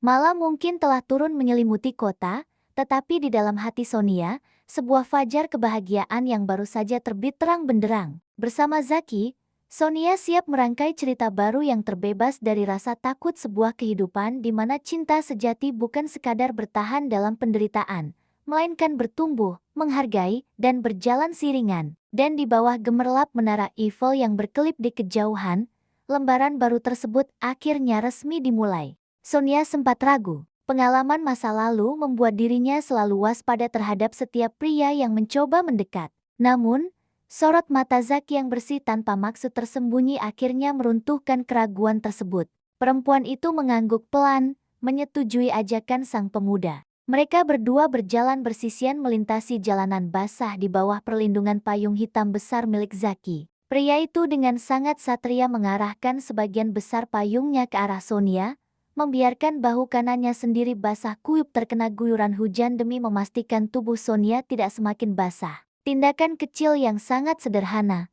namun mampu menyentuh lubuk hati Sonia yang terdalam. Selama 5 tahun menikah, Caesar tidak pernah sekalipun melakukan hal manis seperti itu untuknya. Bagi Caesar, kenyamanan dirinya sendiri adalah hal yang mutlak di atas segalanya. Sesampainya di dalam kafe yang menyebarkan aroma kayu manis dan kopi panggang, mereka memilih tempat duduk di dekat jendela kaca besar yang menghadap ke jalanan Paris. Zaki memesankan 2 cangkir coklat panas kental dengan taburan marshmallow di atasnya. Percakapan mengalir dengan sangat alami di antara keduanya. Sonia mengetahui bahwa Zaki adalah seorang arsitek lanskap yang sudah menetap di Paris selama 3 tahun terakhir untuk mengurus beberapa proyek taman kota. Gaya bicara Zaki yang cerdas, diselingi humor-humor ringan yang cerdas, membuat Sonia melupakan sejenak segala beban masa lalu yang bergelayut di pundak. Untuk pertama kalinya setelah sekian lama, Sonia bisa tertawa lepas tanpa beban di hadapan seorang pria. Zaki mendengarkan setiap kalimat yang diucapkan Sonia dengan penuh perhatian, tidak pernah sekalipun memotong pembicaraan atau menunjukkan sikap meremehkan. Di dalam ruangan kafe yang hangat itu, di tengah rintik hujan Paris yang syahdu, Sonia menyadari bahwa tidak semua pria di dunia ini berwatak seperti Caesar. Masih ada jiwa-jiwa tulus yang mampu menghargai keberadaan seorang wanita dengan semestinya. Dan jiwa itu kini duduk tepat di hadapannya. Musim semi perlahan merayap menuju puncaknya, mengubah lanskap Paris menjadi lukisan impresionis yang luar biasa hidup. Pepohonan rindang di sepanjang jalan memamerkan daun-daun hijau muda yang segar, sementara aroma mawar liar dari taman-taman kota berpadu harmonis dengan wangi roti panggang dari toko-toko kue di sudut jalan. Bersamaan dengan pergantian musim yang menghangatkan kota, sebongkah es yang selama ini membekukan hati Sonia pun pelan-pelan mulai mencair. Sejak pertemuan tidak terduga di bawah rintik hujan tempo hari, kehadiran Zaki berubah menjadi rutinitas baru yang selalu dinantikan oleh Sonia. Pemuda bersorot mata teduh tersebut kini menjadi pengunjung tetap di Les Pages Volantes. Hampir setiap sore, tepat pukul 5 ketika cahaya matahari mulai melembut, bunyi lonceng kuno di atas pintu toko buku selalu bergemerincing riang, menandakan kedatangan sang arsitek. Zaki tidak pernah datang dengan tangan kosong. Terkadang membawa 2 cangkir kopi susu hangat, sekotak macaron rasa pistachio, atau sekadar setangkai bunga daisy putih yang diklaimnya ditemukan tumbuh liar di dekat proyek tamannya. Sore ini, Zaki duduk dengan tenang di sebuah kursi kayu berlengan di sudut toko, memangku sebuah buku arsitektur lanskap Eropa abad pertengahan. Sesekali, pandangan pemuda tersebut terangkat, bukan untuk membaca barisan kalimat di halaman buku, melainkan demi mencuri pandang ke arah meja kasir. Di sana, Sonia tengah sibuk mencatat inventaris buku-buku baru. Rambut hitam sang wanita dibiarkan tergerai bebas, membingkai wajah yang kini mulai mendapatkan kembali rona merah alaminya. Senyum tipis yang sering kali menghiasi bibir Sonia setiap kali melayani pelanggan membuat dada Zaki berdesir hangat. Setelah tugas toko selesai dan Monsieur Pierre mengunci pintu utama, Zaki mengajak Sonia berjalan-jalan menyusuri Jardin du Luxembourg. Taman bersejarah tersebut tampak memukau di bawah sapuan cahaya senja. Anak-anak kecil berlarian mengejar perahu layar mainan di kolam bundar besar. Sementara pasangan-pasangan lansia duduk berdampingan di kursi besi hijau, menikmati ketenangan sore.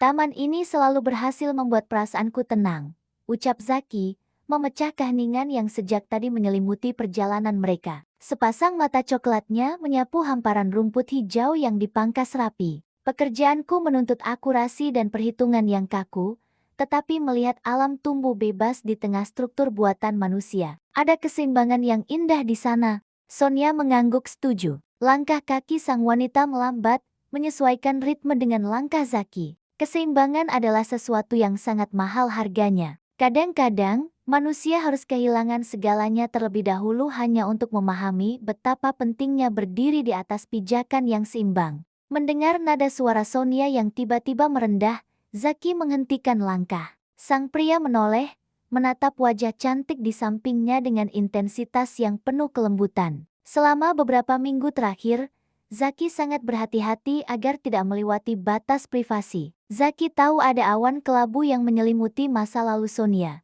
Terlihat dari cara wanita tersebut sering terkesiap saat mendengar suara keras, atau keraguan yang muncul setiap kali menerima pujian kecil. Apakah beban yang kamu bawa masih terasa berat, Sonia? Tanya Zaki perlahan, seolah takut suaranya akan memecahkan pualam rapuh. Angin sepoi-sepoi bertiup pelan, menerbangkan beberapa helai daun kering ke ujung sepatu Sonia. Wanita itu menarik napas panjang, membiarkan udara segar memenuhi paru-paru. Untuk pertama kalinya, Sonia merasa siap membagi beban yang selama ini ditanggung sendirian. Di bawah naungan pohon kastanya raksasa, Sonia mulai bercerita. Tidak ada air mata yang jatuh, namun setiap kata yang meluncur dari bibirnya terasa mengiris udara. Sonia menceritakan tentang sangkar emas yang membelenggunya selama 5 tahun. Tentang seorang suami yang menganggap pernikahan sebagai transaksi bisnis, di mana kesetiaan dan pengabdian dibalas dengan hinaan dan pengabaian. Tentang malam ketika gelas kristal hancur berkeping-keping di atas lantai marmer, menandai matinya sebuah ilusi bernama cinta sejati. Zaki mendengarkan semuanya tanpa menyela sedikit pun. Tidak ada sorot menghakimi di mata sang pemuda, tidak ada pula ucapan kasihan yang merendahkan. Saat Sonia menyelesaikan kalimat terakhirnya, Zaki perlahan mengangkat tangan kanan, lalu menyentuh pundak Sonia dengan sentuhan yang sangat ringan namun menenangkan. Banyak orang mengira bahwa luka batin membuat seseorang menjadi cacat, ujar Zaki dengan suara bariton yang mantap. Tetapi menurutku, orang-orang yang berhasil keluar dari neraka dan berani merangkai kembali hidupnya dari nol adalah manusia paling kuat di dunia. Kamu tidak hancur, Sonia. Kamu hanya sedang mekar kembali di tanah yang jauh lebih subur. Kalimat sederhana tersebut menghantam dada Sonia dengan kekuatan yang luar biasa. Selama ini, rasa tidak berharga selalu menghantuinya akibat doktrin beracun dari sang mantan suami. Namun, melihat pantulan dirinya di mata Zaki, Sonia hanya menemukan penghargaan, rasa hormat, dan kekaguman yang tulus. Sore itu, di tengah kemegahan taman bergaya Renaissance, dua jiwa yang sebelumnya saling tidak mengenal mulai menautkan jalinan yang kokoh. Zaki telah membuktikan diri sebagai tempat berlabuh yang aman. Di sisi sang arsitek, Sonia menyadari bahwa cinta tidak seharusnya terasa menyakitkan, melainkan harus menyembuhkan dan menyemai harapan baru. Jauh di belahan bumi yang lain, di bawah langit malam Jakarta yang pekat oleh polusi dan rintik hujan, sebuah rumah mewah berdiri megah bak istana tanpa raja. Lampu gantung kristal di ruang tamu menyala terang benderang, namun cahaya tersebut gagal mengusir aura dingin yang mencekam di setiap sudut ruangan.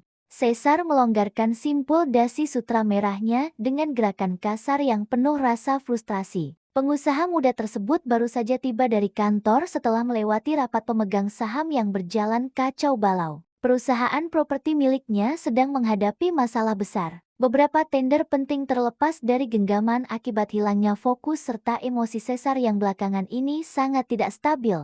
Langkah berat membawa tubuh jangkung tersebut menuju dapur bersih. Caesar membuka pintu kulkas dua pintu berukuran raksasa, berharap menemukan sebotol air dingin atau mungkin sisa makanan yang bisa dipanaskan. Namun, pemandangan yang menyambut pandangannya hanyalah deretan rak kosong yang menyedihkan, beberapa botol bir impor, dan sebuah kotak susu yang sudah kedaluarsa sejak 3 hari lalu. Pria angkuh itu membanting pintu kulkas hingga menimbulkan dentuman keras yang menggema ke seluruh penjuru rumah. Rutukan kasar meluncur bebas dari bibir tipisnya. 2 bulan telah berlalu sejak hari di mana Sonia menyeret koper keluar dari rumah ini. Awalnya, Caesar menyambut kepergian sang mantan istri dengan perayaan kecil bersama rekan-rekan bisnis di klub malam eksklusif. Merasa bebas dari omelan, terlepas dari kewajiban moral, dan terbebas dari kehadiran wanita yang dianggapnya sangat membosankan. Namun, euforia kebebasan palsu tersebut hanya bertahan kurang dari 2 minggu.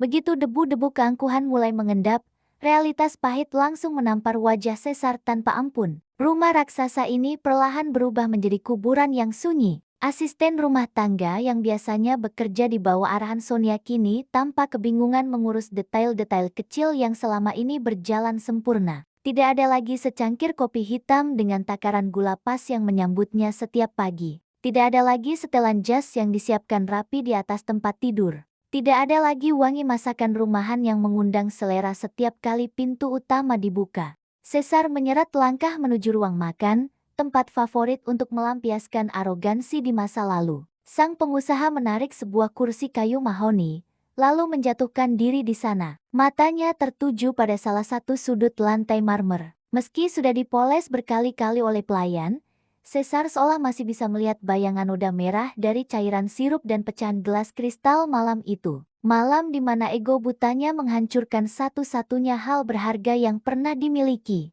Kehampaan mulai merambat naik dari perut, mencekik leher, hingga menekan rongga dada. Untuk pertama kalinya dalam hidup, seorang Caesar yang selalu merasa superior merasa begitu kerdil dan sendirian. Mengapa segala sesuatunya terasa salah? Mengapa kesuksesan bisnis dan uang miliaran di rekening bank tidak mampu menutupi lubang menganga di dalam dadanya? Ingatan Caesar melayang pada senyuman tulus Sonia bertahun-tahun lalu.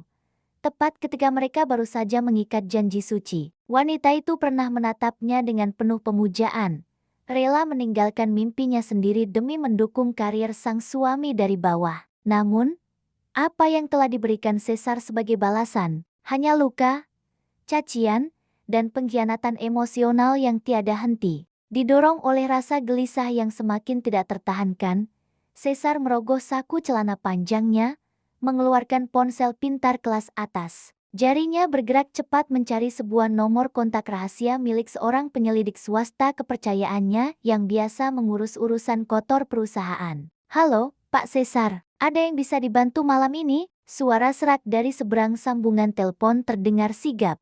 "Aku punya tugas penting untukmu, Bram," desis Caesar dengan rahang mengeras, mencoba menyembunyikan getaran putus asa dalam suaranya. "Cari tahu keberadaan Sonia, lacak pergerakan kartu kredit, paspor, data imigrasi, apa saja. Aku ingin tahu di mana mantan istriku bersembunyi saat ini juga." Hening sejenak di ujung sana, sebelum akhirnya suara ketikan keyboard komputer terdengar sayup-sayup. "Baik, Pak, beri saya waktu maksimal 24 jam. Saya akan mengerahkan seluruh jaringan untuk melacak beliau." Caesar memutus sambungan telepon sepihak, lalu melempar ponsel tersebut ke atas meja makan. Kedua tangan kekarnya bertumpu pada pelipis, memijat kening yang terasa berdenyut nyeri. Obsesi baru kini mengambil alih akal sehatnya. Pria dominan tersebut tidak bisa menerima kekalahan. Jika barang berharga miliknya hilang, maka barang itu harus ditemukan dan dikembalikan ke tempat asalnya, apapun harganya.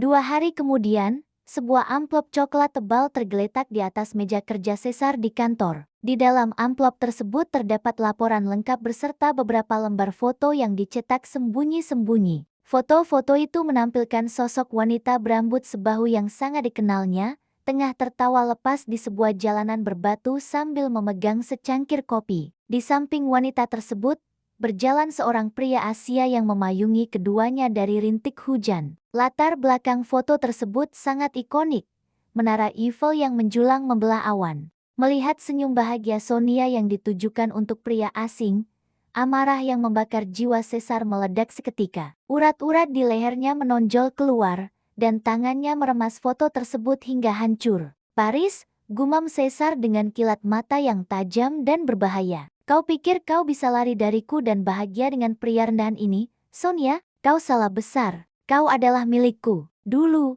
sekarang, dan selamanya. Detik itu juga, Caesar memanggil sekretaris pribadinya melalui intercom. Kosongkan jadwalku untuk 2 minggu ke depan. Pesan tiket penerbangan kelas 1 ke Charles de Gaulle, Paris. Berangkat malam ini juga. Roda takdir kembali berputar cepat, membawa badai kelam dari masa lalu yang kini bergerak melintasi benua, bersiap menghantam ketenangan rapuh yang baru saja dibangun oleh Sonia di kota cahaya. Sinar matahari siang memandikan pelataran Basilika Sacré-Cœur dengan cahaya keemasan yang begitu memukau. Angin musim semi berembus sangat lembut, menerbangkan beberapa helai rambut hitam Sonia yang dibiarkan tergerai bebas tak terikat. Hari ini, wanita tersebut merasa benar-benar hidup. Tawarnya berulang kali lolos dari celah bibir berpoles pelembab sewarna persik setiap kali Zaki melontarkan lelucon ringan tentang betapa rumitnya tata bahasa Prancis.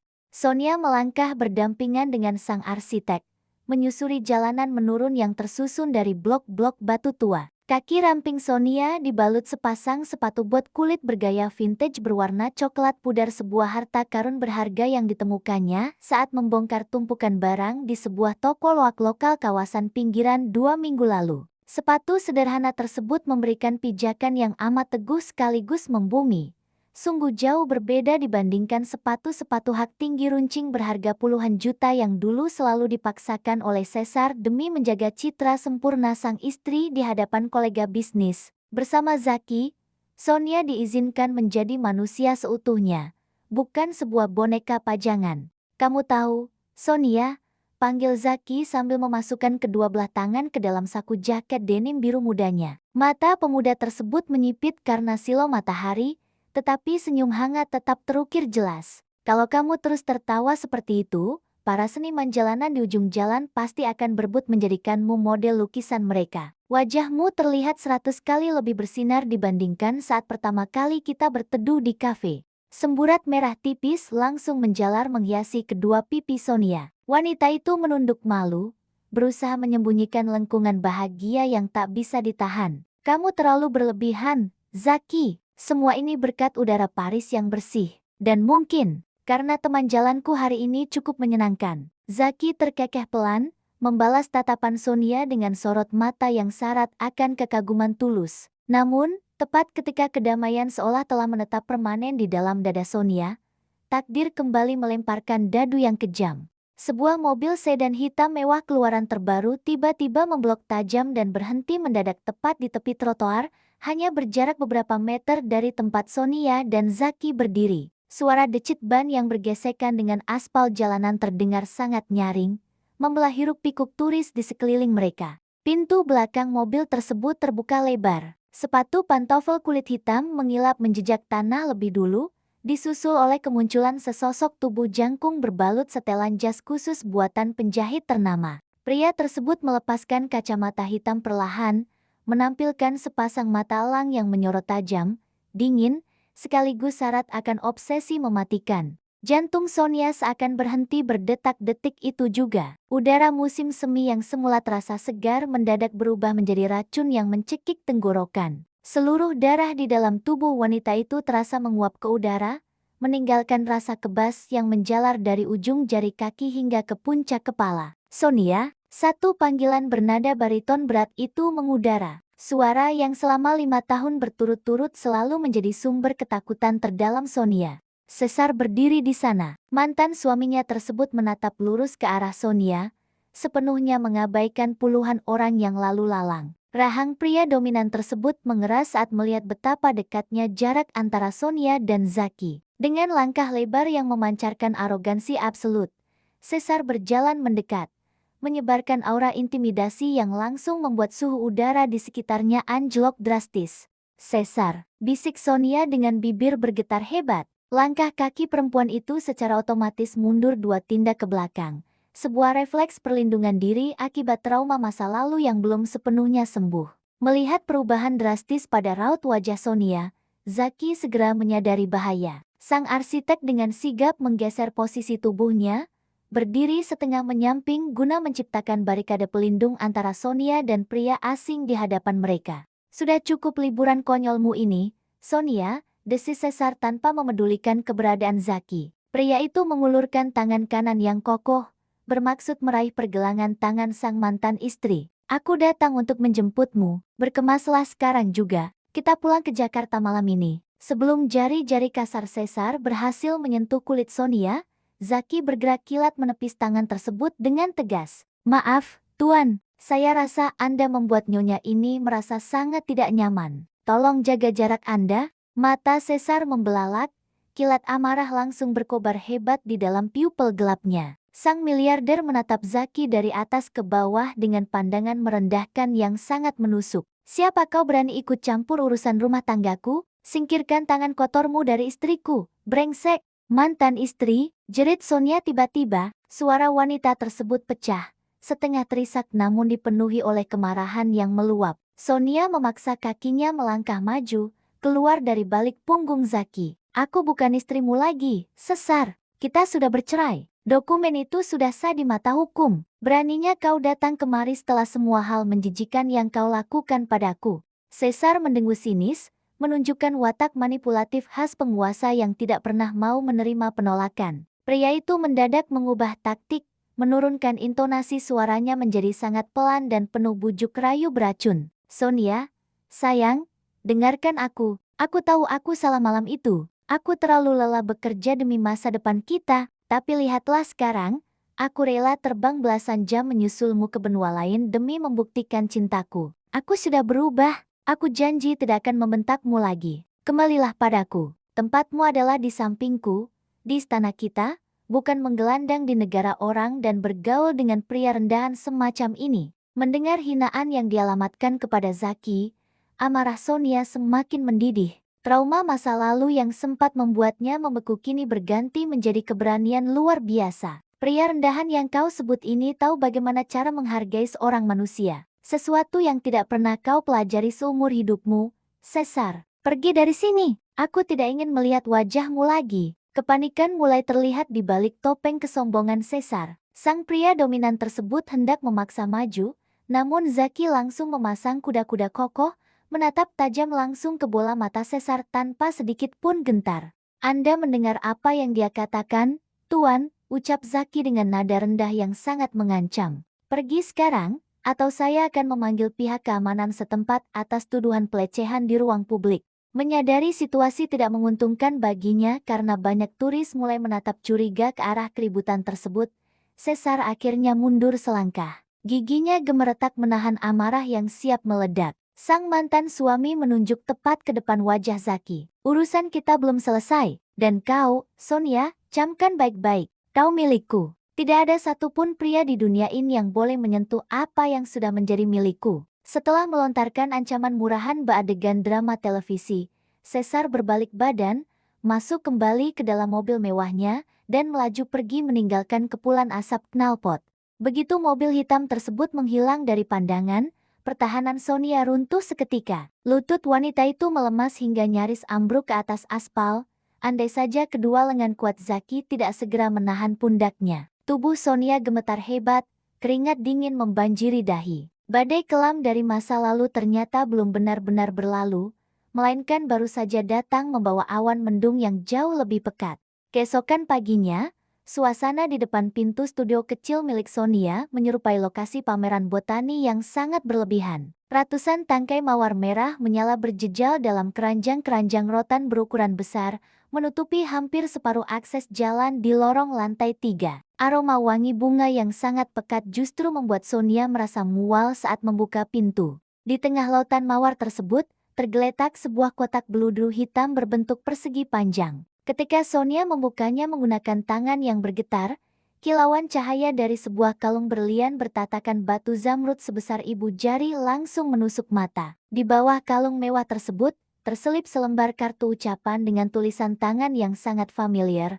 Maafkan suami bodohmu ini. Harta ini tidak ada artinya tanpa ratu yang memakainya. Kembalilah, Sonia, aku mencintaimu. Sonia membanting kotak beludru itu ke lantai hingga kalung berlian berharga miliaran rupiah tersebut terlempar ke sudut ruangan. Pola ini sangat menjijikkan dan begitu mudah ditebak. Caesar selalu menggunakan taktik yang sama selama 5 tahun pernikahan mereka. Setiap kali pria itu melakukan kesalahan fatal, menghina, atau merendahkan harga diri Sonia, esok harinya pasti akan datang gelombang hadiah mewah sebagai bentuk kompensasi. Caesar mencuci otak Sonia untuk percaya bahwa kekerasan emosional adalah harga yang wajar untuk sebuah kemewahan materi. Namun, Sonia yang sekarang bukanlah perempuan rapuh yang dulu selalu menangis meratapi nasib di dalam sangkar emas. Tanpa ragu sedikit pun, wanita itu memanggil petugas kebersihan gedung. Sonia menginstruksikan agar seluruh keranjang mawar merah tersebut dibuang ke tempat sampah,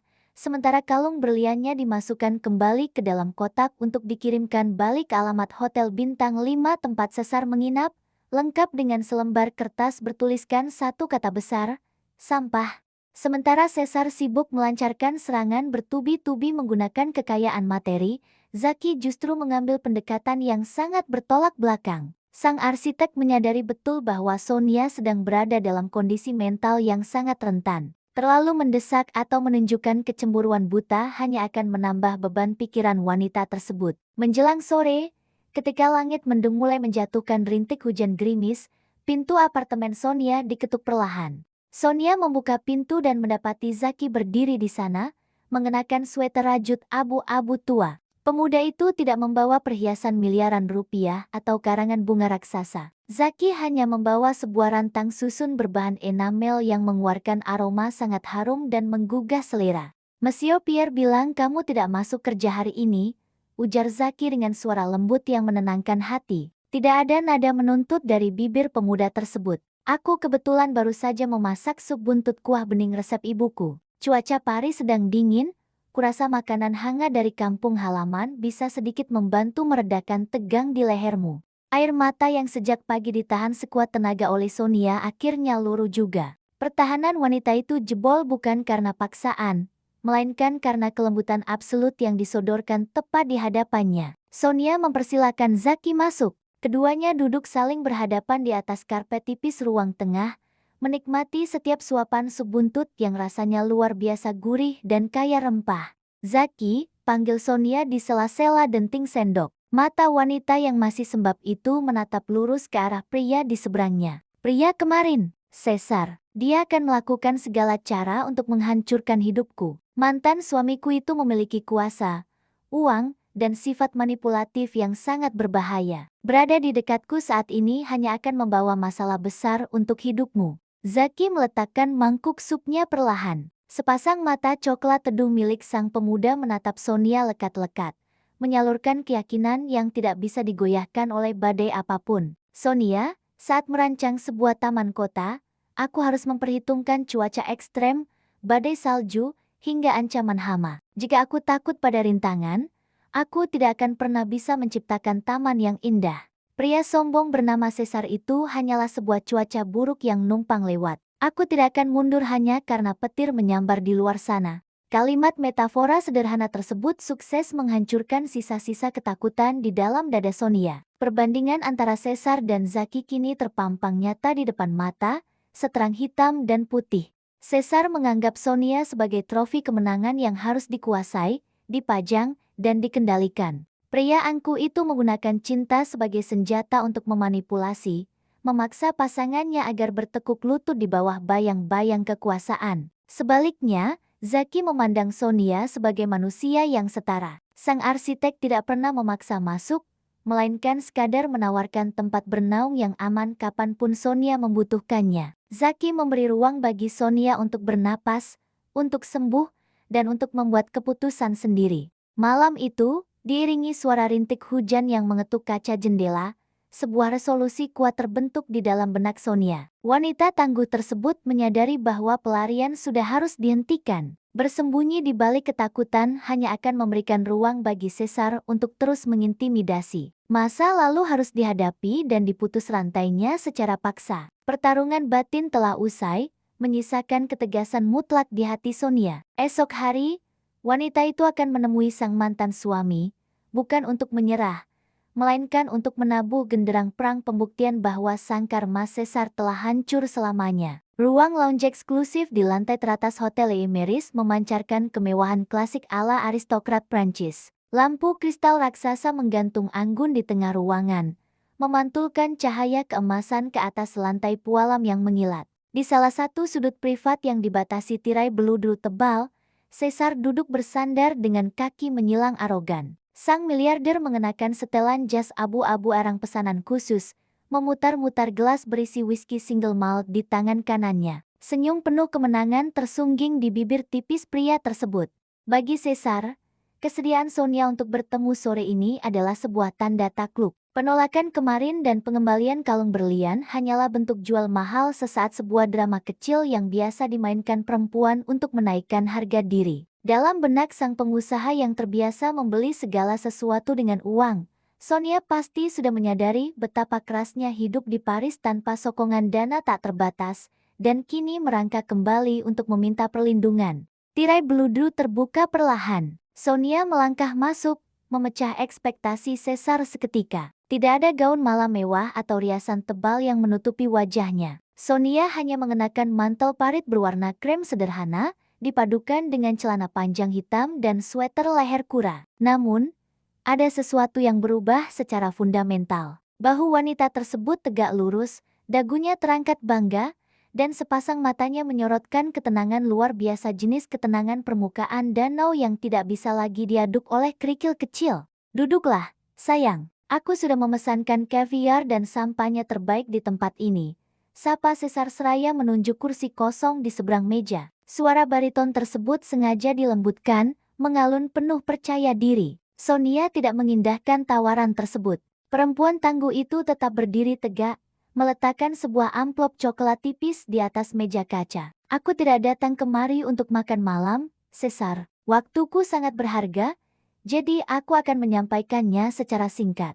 Alis Caesar berkerut dalam. Gelas whisky diletakkan agak kasar ke atas meja. Apa ini? Tuntutan harta gono gini? Sebutkan saja angkanya, Sonia. Berapa miliar yang kau butuhkan agar kau berhenti bermain-main dengan arsitek miskin itu dan ngoceh soal perceraian? Aku bisa melipat gandakan nominalnya detik ini juga. Mendengar kalimat manipulatif yang syarat akan kesombongan tersebut, Sonia justru menghela napas panjang. Anehnya, dada wanita itu tidak lagi bergemuruh oleh amarah atau rasa sakit. Selama 5 tahun penuh, Sonia selalu memandang Caesar sebagai sosok raksasa menakutkan yang memegang kendali atas hidup dan matinya. Namun sore ini, di bawah cahaya temaram lounge mewah tersebut, ilusi ketakutan itu akhirnya pudar seutuhnya. Di mata Sonia, pria berkuasa di hadapannya kini tidak lebih dari sekadar manusia kerdil yang kesepian, jiwa kosong yang berusaha menutupi rasa tidak amannya dengan tumpukan harta benda. Ketakutan yang selama ini membelenggu Sonia menguap, berganti menjadi sebuah rasa kasihan yang mendalam. Amplop itu berisi salinan putusan pengadilan agama dari Jakarta, ucap Sonia dengan nada datar namun sangat tegas. Proses perceraian kita sudah inkrah, Caesar. Semua dokumen sudah sah secara hukum sejak minggu lalu. Pengacaraku sengaja tidak menuntut 1 sen pun dari hartamu, karena aku memang tidak menginginkan uang kotor yang kau gunakan untuk merendahkan harga diriku selama bertahun-tahun. Wajah Caesar memerah padam seketika. Topeng kelembutan palsu yang sejak tadi dikenakan sang pria langsung hancur lebur, memperlihatkan raut wajah asli yang bengis dan arogan. Sang miliarder menggebrak meja hingga botol sampahnya berguncang hebat.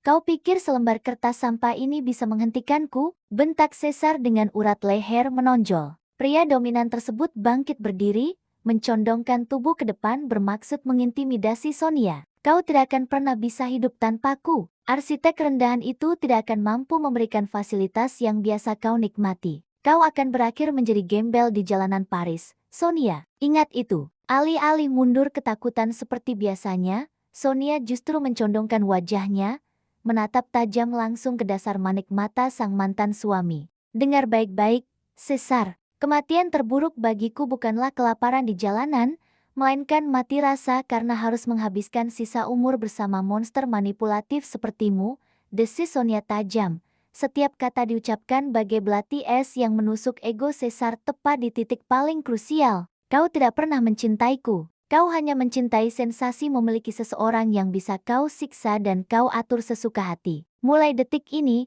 kau sudah kehilangan kekuasaan itu selamanya. Jangan pernah mencariku lagi, atau aku sendiri yang akan menghancurkan reputasi bisnismu di media massa atas semua kekerasan mental yang kau lakukan padaku. Caesar terpaku. Mulut pria tersebut sedikit terbuka, tidak mampu merangkai satupun kalimat balasan. Aura dominasi yang selalu menjadi andalannya runtuh tak bersisa. Dihancurkan oleh ketegasan absolut dari wanita yang dulu selalu dianggapnya lemah tak berdaya. Sonia membalikkan badan, melangkah pasti meninggalkan ruang lounge yang mendadak terasa pengap tersebut. Setiap langkah yang diambil menuju pintu keluar terasa seperti melepaskan rantai besi raksasa yang selama bertahun-tahun melilit pergelangan kakinya. Beban berat di bahunya sirna. Sang wanita akhirnya menang. Kemerdekaan absolut kini telah diraih. Sonia melangkah keluar dari lobi hotel yang megah, disambut oleh embusan angin sore yang sejuk. Langit di atas kota Paris sedang mempertontonkan mahakarya terbaiknya. Goresan warna jingga menyala berpadu harmonis dengan sapuan ungu keemasan, menciptakan gradasi cakrawala yang begitu menakjubkan. Senja telah tiba, menurunkan tirai pergantian hari dengan sangat syahdu. Tanpa diduga, derap langkah tergesa-gesa terdengar dari arah pintu putar hotel di belakang Sonia. Caesar berlari menyusul. Napas pria tersebut memburu, memancarkan keputusasaan yang tidak pernah terlihat sebelumnya sepanjang hidup sang pengusaha arogan. Jas mahal milik Caesar tampak sedikit kusut, dan tatanan rambut klimisnya sedikit berantakan akibat diterpa angin. Sonia, tunggu, panggil Caesar dengan suara parau. Langkah pria itu melambat saat jarak mereka hanya tersisa 2 meter di trotoar yang mulai sepi. Sonia menghentikan langkah, berbalik dengan tenang. Tidak ada lagi permusuhan di wajah sang perempuan. Hanya ada kedamaian pasrah. Penerimaan tulus bahwa babak kelam kehidupan mereka benar-benar sudah mencapai titik akhir. Apalagi yang tersisa untuk dibicarakan? Tanya Sonia lembut. Suara perempuan itu terdengar mengalun menyatu dengan embusan angin senja. Caesar menatap nanar. Kesombongan yang selalu menjadi benteng pertahanannya kini runtuh perlahan. Pria tersebut menyadari dengan kepahitan absolut bahwa tatapan memuja yang dulu selalu diberikan Sonia kepadanya kini telah padam tanpa sisa. Cinta yang disia-siakannya selama bertahun-tahun telah mati ditelan ego. Apakah benar-benar tidak ada kesempatan kedua untukku? Tanya Caesar putus asa, suaranya nyaris menyerupai rintihan. Sonia tersenyum tipis, sebuah senyuman penuh kedewasaan. Sang wanita menengadah sebentar, memandangi langit senja Paris yang memukau. Kau tahu, Caesar, masa lalu kita layaknya senja di atas sana, ujar Sonia perlahan. Dulu kita pernah memiliki warna-warna yang indah, janji-janji manis tentang masa depan. Namun, seindah apapun sebuah senja, matahari tetap harus tenggelam. Malam harus datang agar fajar baru bisa menyingsing keesokan harinya. Jika kita terus memaksa menahan matahari, kita hanya akan membakar diri sendiri. Perumpamaan tersebut membungkam bibir Caesar. Sang pria dominan akhirnya menundukkan kepala, membiarkan kekalahan mutlak menelan sisa-sisa egonya. Ini adalah senja terakhir kita, Caesar, lanjut Sonia dengan keteguhan hati yang luar biasa. Aku memaafkan semua kesalahanmu, bukan supaya kau merasa lega, tetapi agar aku bisa melepaskan rantai dendam ini dari leherku. Pulanglah ke Jakarta, perbaiki dirimu, belajarlah menghargai orang lain sebelum kau mencoba mencintai wanita lain. Selamat tinggal. Sonia berbalik untuk terakhir kalinya, berjalan menjauh tanpa sedikit pun niat menoleh ke belakang. Di bawah langit senja yang perlahan menggelap, Caesar dibiarkan berdiri mematung sendirian, menjadi tawanan penyesalan abadi yang akan terus menghantuinya seumur hidup. Langkah kaki Sonia terasa seringan kapas. Hati perempuan itu membuncah oleh kebebasan dan rasa syukur yang tidak terhingga. Saat berjalan mendekati ujung blok jalan berbatu, mata Sonia menangkap siluet seseorang yang sangat familiar tengah bersandar santai pada tiang lampu jalan bergaya klasik. Zaki berdiri di sana, mengenakan mantel wol hangat, menanti dengan senyum teduh yang mampu melumerkan bongkahan es di kutub utara sekalipun. Pemuda itu tidak pernah bertanya kemana Sonia pergi, tidak pernah mengawasi dengan curiga. Sang arsitek hanya memberikan kepercayaan penuh dan selalu memastikan dirinya ada di sana kapanpun Sonia membutuhkannya. Melihat kehadiran Zaki, pertahanan emosional Sonia yang terakhir akhirnya luruh berganti menjadi ledakan kebahagiaan. Tanpa memedulikan tatapan beberapa pejalan kaki, Sonia mempercepat langkah, berlari kecil menyusuri trotoar, dan langsung menghambur ke dalam pelukan Zaki. Kedua lengan kokoh sang pemuda menyambut tubuh Sonia dengan sangat sigap. Mendekap erat wanita tangguh tersebut seolah sedang melindungi harta karun paling berharga di seluruh dunia. Aroma maskulin dari parfum Zaki yang bercampur wangi kayu manis segera menenangkan sistem saraf Sonia. Semuanya sudah selesai, bisik Sonia di dada bidang Zaki. Suara perempuan itu bergetar oleh tangis kelegaan. Badainya sudah berlalu. Zaki tersenyum lebar, mengelus puncak kepala Sonia dengan kelembutan luar biasa. Aku tahu kamu pasti bisa melewatinya. Kamu jauh lebih kuat dari yang kamu bayangkan. Sonia, keduanya mengurai pelukan perlahan. Zaki menangkup kedua belah pipi Sonia, menyeka sisa air mata di sudut mata wanita tersebut menggunakan ibu jari. Lampu-lampu jalanan kota Paris mulai menyala serentak, menggantikan cahaya matahari yang kini telah sepenuhnya tenggelam di ufuk barat.